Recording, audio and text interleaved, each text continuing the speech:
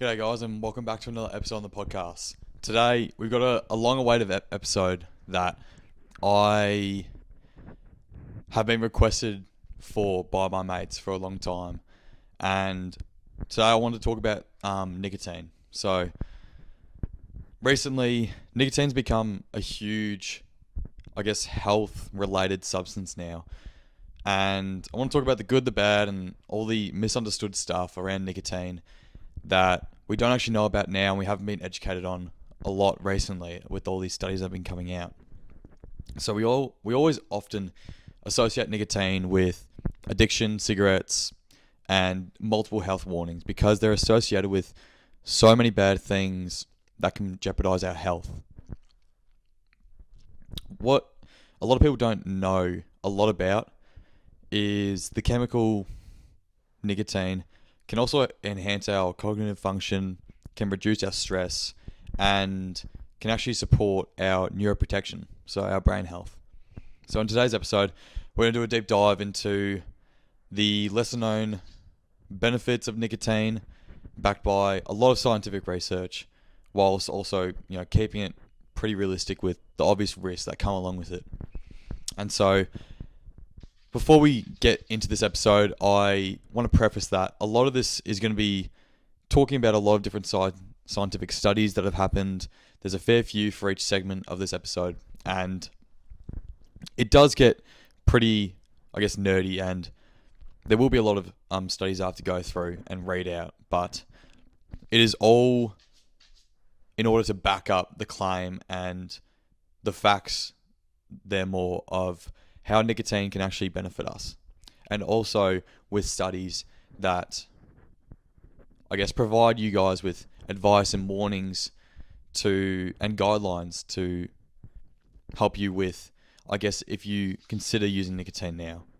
So firstly, I want to get into the obvious things, and what I actually use nicotine for is the cognitive performance and its focus benefits. So nicotine can actually improve your attention, your memory, and your reaction time. So a study done in 2010, a meta-analysis with 41 double-blind and placebo-controlled studies found that nicotine enhances aspects of cognitive performance, particularly in attention and working memory. So what it means by a double-blind study is both the participants and the people who are conducting the studies, they both do not know which is the placebo and which is the actual substance of nicotine. And so 41 people split in half roughly, so 21 on one, 20 taking placebo, and they showed that it improves with the studies and the results, that it improves the memory, reaction time, and cognitive performance of the people who took the nicotine substance, whatever it was, a gum, a pill, or even a pouch.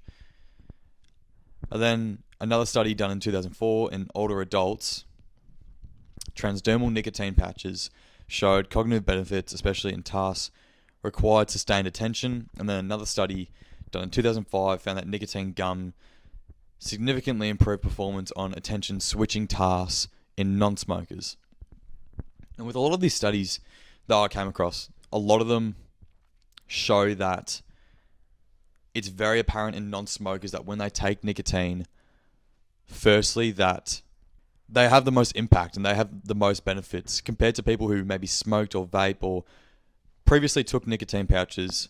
They have a lot more benefit because they're getting the first, enhancements from nicotine's benefits.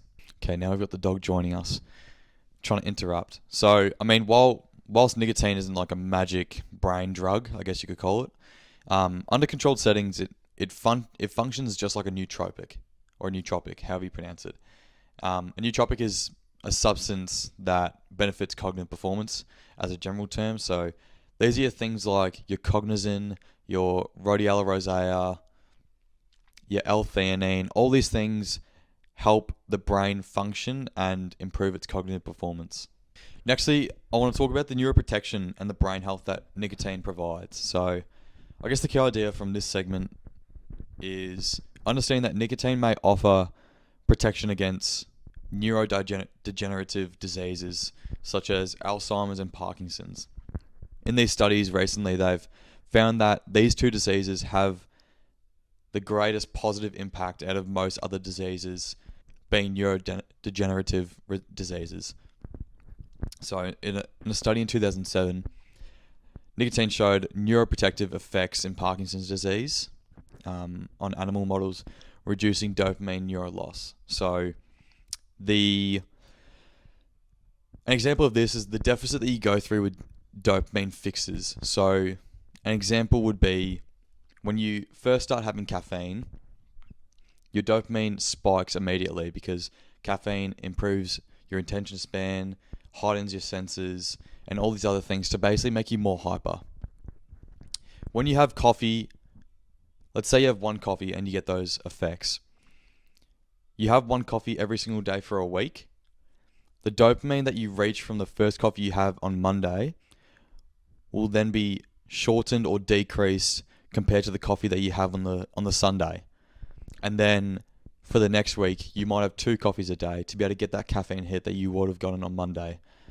And then you have 2 coffees for that week, and then you plateau again, and then again you increase your caffeine intake, and slowly that dopamine deficit and that dopamine threshold that you have is decreased, and therefore you have to increase your caffeine intake over time to be able to get that kind of feeling that you get from the first coffee that you first had. And so this study shows that people with Parkinson's disease, it reduces their dopamine neural loss. So their dopamine neurotransmitters aren't leaving their body as quickly when they aren't having nicotine compared to when they are. Next, there is a study done in 1991, and just saying this, like a study done in 1991, it just shows how nicotine has been studied for a while, almost near the amount of creatine for people who go to the gym. Creatine being a very popular supplement, as much as protein powder. Nicotine has been studied for, tens of years. It's not for decades. What am I thinking? So, epidemiological data suggests that smokers have a lower incidence of Parkinson's disease, though it's likely due to nicotine rather than other components of tobacco, obviously. So, what this means is nicotine is shown to reduce the incidence, so the people being diagnosed with Parkinson's disease. So nicotine can help reduce this neurodegenerative disease, being Parkinson's. And when people with Parkinson's take nicotine, it can reduce their symptoms or their habits that they have, particularly like their shaky hands. It reduces them and makes them more stable. And it prefaces after it says, though this is likely due to nicotine rather than the components of tobacco, it just proves that smokers, because there is tobacco in smoking, and smoking with tobacco is pretty bad for you, but it's the nicotine that's helping it, not the tobacco. So they would have had to do studies with separate components with just nicotine and just tobacco to be able to prove this. So there is an inverse relationship between smoking and Parkinson's disease, supported further inquiry into nicotine's protective role, so showing that nicotine is protective towards people with Parkinson's disease. And these studies aren't just for you to say, so this doesn't mean that we should all be going out and vaping and smoking and having poor habits of nicotine for our brain health, but it's more targeted towards the nicotine delivery. And honestly, this might be a treatment for doctors to give to their patients one day, because it's been shown that like the cognitive improvements and I guess the bodily responses that it has with these neurodegenerative diseases, that it's helping people clearly. Next segment, I want to talk about the mood, stress, and anxiety improvements that nicotine has. So nicotine can influence your mood and also helps, obviously, your anxiety responses and also depressive symptoms as well. So there was a study done in 2006 finding that nicotine reduces anxiety and improves mood in absent smokers, so people who don't smoke. It's mood stabilizing, nicotine, so the effects will be tied to dopamine and serotonin regulation. Like I said before, having nicotine will regulate your dopamine and serotonin, so your feel-good hormones and your fight-or-flight hormones. It will be regulated. So this is actually personally what I use it for. I use it for reducing my mood or regulating my mood and also my focus. So a lot of the time you'll see athletes, they will be taking nicotine, typically in these pouches like these, like Zins or Velo, another very popular brand. A lot of people will be taking these, especially athletes.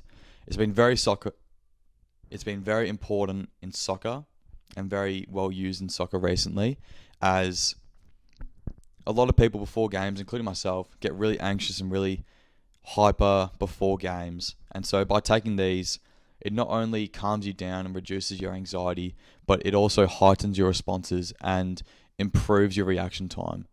And so in sports, especially in high level sports, it's so important for that. And it almost just gives you that extra boost and extra step up on your opponents. And that's why it's been so highly used in professional sports. Now, onto the obvious, side effects and risks of nicotine that come along with it. It's obvious nicotine can be addictive. It's just like any other substance. Same with alcohol, same with caffeine, same with just about any other drug, cocaine. Like, you treat these substances all the exact same in this term that they are addictive. No matter what, I know caffeine is addictive. I know nicotine can be addictive. I know all drugs can be addictive, and I know alcohol can be addictive. And there was a study done in 2010, and it highlights nicotine's addictive nature even outside of tobacco due to rapid dopamine release and reinforcement. So when you have nicotine, your dopamine receptors and neurotransmitters will spike drastically once you have, that indulgence. So once you put your snus in your mouth, immediately your dopamine neurotransmitters will be released and your fight or flight will start to kick in. You'll start to become hyper. There was also another study done on reviewing the cardiovascular effects of nicotine, including the fact that when you have nicotine, you have an elevated heart rate and your blood pressure increases drastically. So because of this, nicotine can cause a strain on your cardiovascular system, especially in vulnerable populations. So people who consume it a lot. So people in Sweden, for example, where snus is very, very, very popular.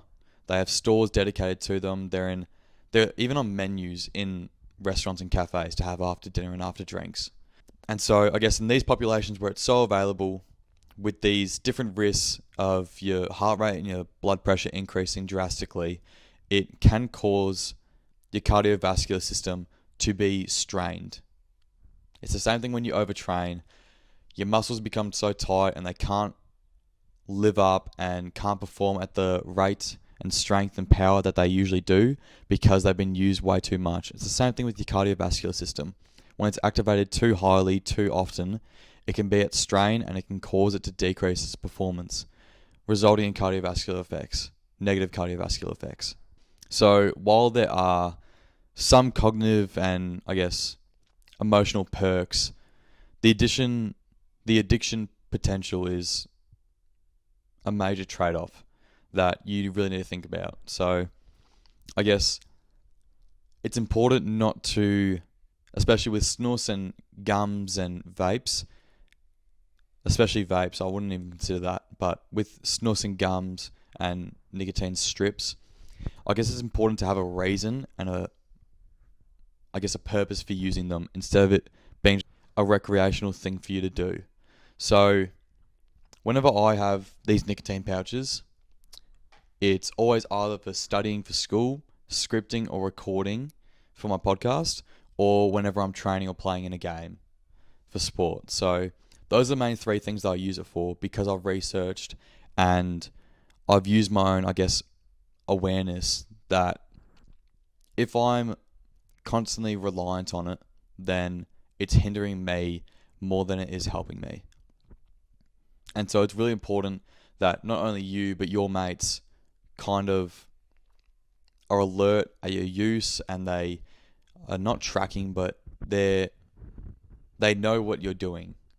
And so you have to be aware, and also your mates have to be aware to, I guess, alert you or let you know, like, mate, you're doing this when we're having a coffee, like you're doing this when we're just over at each other's houses. Like, it's clearly probably not good for you if you're doing it this often, because too much of anything can hurt you, right? So you can drink too much water and you can literally drown yourself.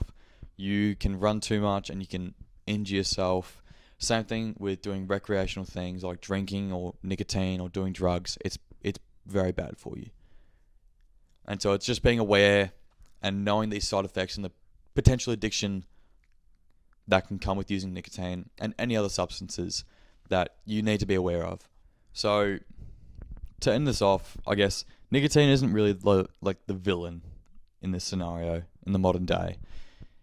In the cigarette story, it's a complex compound with serious effects in your body and your brain, but it kind of gets caught up in that thing because it's got the tobacco and all the smoke and the bad things for your body. Whether you're looking into nootropics or quitting smoking or you're just curious, honestly, I hope this episode helped you and you can learn a bit off it and get a new insight on the balance and scientific and grounded research that I found for this episode. Again, before you use any of this, I'm not a health professional, so I can't actually recommend you guys to it. But if you are going to think about using nicotine or are intrigued by it, do your own research, know your risks, and know the benefits. And if they align with you, then 100% go for it. Don't just get dragged into it because I'm saying to do it and because I think it can be healthy for you. If you think it's healthy for you or you don't think it's healthy for you, then that's your decision to make. I've made that decision myself, so it's my fault if I get sick or it hinders me personally. But that decision is now up to you guys to make. And so I just need to make that warning very clear for you guys, because I don't want to be getting in trouble and getting messages saying, oh, you've fucked up my health because you told me to have snus or whatever. But there are obvious risks to it. Know what those risks are. Also know what the benefits are. And if they align with your purpose for using them, then 100% go for it. But that brings us to the end of this episode. I hope you guys all enjoyed. I hope my mates who constantly egg me on to do this episode enjoy this episode, and hopefully you guys learn some stuff off it. And so, yeah, we'll see you guys next week.